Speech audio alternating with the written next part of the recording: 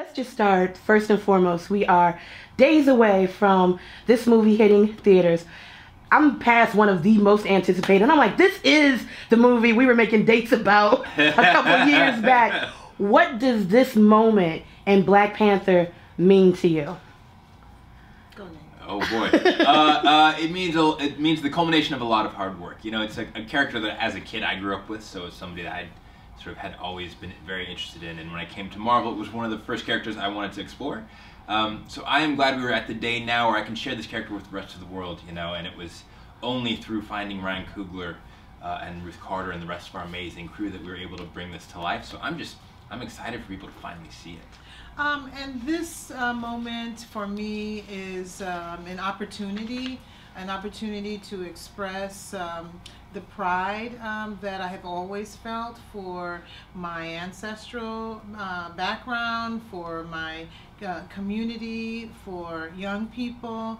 And so to be able to express myself creatively and through such a big medium as movies and films, you know, with a movie like a Marvel film behind you is, you know, a shout out to the world, you know, a big shout out to the world. So I'm so anxious to see, you know, what people feel and take from it. I'll tell you now, we love it. Okay. So I keep getting asked on a scale of 1 to 10. I'm like 500. I don't know what the scale is. Yes. Nate, for you, how important was it to get it right?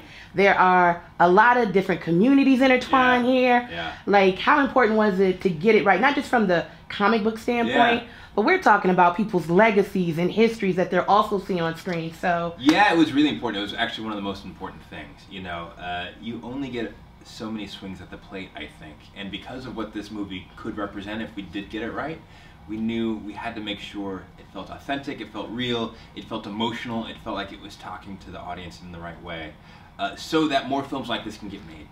You know, it's really about, the thing about representation that I find so powerful, but it's so important, is the stories have to be really good, because if we give you the sort of B version of Black Panther and it doesn't work, that's actually more damaging than not making the film. Was that more pressure for you and Ryan and the squad to get it extra right? Because some babies don't even know it coming to America. So this is the first look that they're seeing people of color in real roles of royalty. So for you. Yeah, and it's what's interesting, we had a lot of African members of our cast and our crew, and while they loved that film, they never felt like it really represented Africa. And what was great to hear was they felt like this could really represent Africa because of the detail that Ruth and that Hannah Beekler, our production designer, and Beth McGuire, our dialect coach, were putting into the film. So it wasn't just about representing of African royalty, which is in and of itself really important, but also getting it right so that people in Africa can go, oh, that's correct, you know. Zamunda's fun, but this one feels like they're actually trying to take a cue from what actually exists on the continent. And now I get to jump to you, Ruth, because now we have the setup, but now it's bringing those visuals to life. You've been doing this since school days and beyond. So for you, I read that there were even a couple trips to Africa to make sure that when we're using these prints, because these colors represent things, for you it was mandatory that not just the story be right, but what we see visually when we sit down and watch this movie. Tell us about that. Well, you know, Coming to America was a comedy, and so that's why it was so big and broad and larger than life. This story isn't a comedy. It's really creating a sense of a real place, of royalty within the African diaspora. So, you know, it was really important for me to be authentic and to I didn't go to Africa in the prep part. I had shoppers in Africa. I had one in South Africa. I had someone in Ghana, South Korea, because we do have some scenes there. So it was important to me to get it right and to start from the original artifacts if I could, you know, and really kind of know what these things are to kind of jump off from a more informed place. What do you hope women walk away with from seeing, I mean, it was the scene, the first scene when I see Angela Bassett in her white and that piece on her head and those earrings. I really hope that I would walk out the theater into a shop where all these things were available to me. Well, I think, you know, especially Black women, we always think of ourselves as queens anyway. And now we can say, you know, I'm a queen, I'm a Zulu queen, you know, or I'm a Nigerian queen, because we give it a context, we give it an origin and a place. So I think that women will leave the film feeling empowered when they look at the Dora Milaje, and they'll feel that, you know, they can take some taekwondo, get some martial arts under their belt, and still be women. And that's, I think, what's the most empowerment message that comes through, is that, you know, they are fighters, but they are also beautiful. Now, one other great thing that I noticed about the movie is in Oakland, there's no secret about society right now, the tensions in the air. How does Black Panther speak? How do you believe Black Panther speaks to today's time? Because to me, it just seems that y'all have pulled, there were so many real storylines, from family to love to loyalty to just dealing with yourself or getting over an obstacle. So how are you hoping that Black Panther speaks to the community as a whole? But I'm going to be honest and say communities of color especially. Yeah, I think it was one of the things that Ryan Coogler really wanted to hammer home, was this notion of the real issues that we talk about that maybe aren't in film that much, and that unfortunately are becoming more and more visible in the media.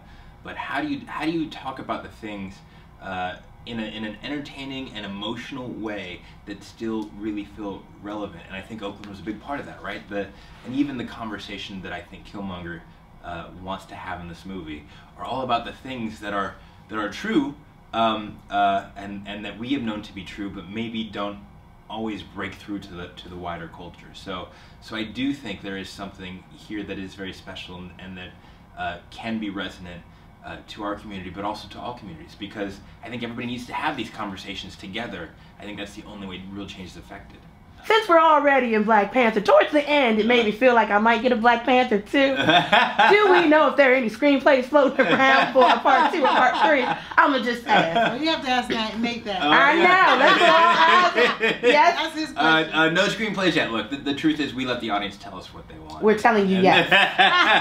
Now, for you, Miss Ruth, I asked my sisters, and we just want to know, can we get anything we saw in this movie at a store near us? Because I feel like I'm supposed to have on half of these outfits for Valentine's Day. Yeah, everything was custom made. Everything was custom made. Everything that Shuri wore was custom made. Lupita, it was all. I think the CIA was the only one that was kind of bought, and we crafted that too. I mean, we overdyed it and shook it up and spit it back out. So it's not going to be easy if you try. So it's not a rumor that one of the suits that we saw Chadwick in was almost like $500,000. Ooh! My job is to get the things I need to know. There's a lot of prototypes that are done. We do a lot of discovery. We have a lot of meetings about, you know, prints and patterns, and all that costs money. So if you surmise it all, yeah, it could be that. But, you know, as you move forward with the ones that you've decided on, it gets less and less. And in closing, if you could describe Black Panther, and this is going to be hard for both of you, in 3 words. 3 words. What would they be and why? Wow. I love when I make y'all think. Yeah. You can love Africa. I love it. Yeah, Nate. I had 4 words. I think you did. Exactly. Expanding your mind. And there you have it. Thank you so much for your time. Awesome. Thank you. This is awesome.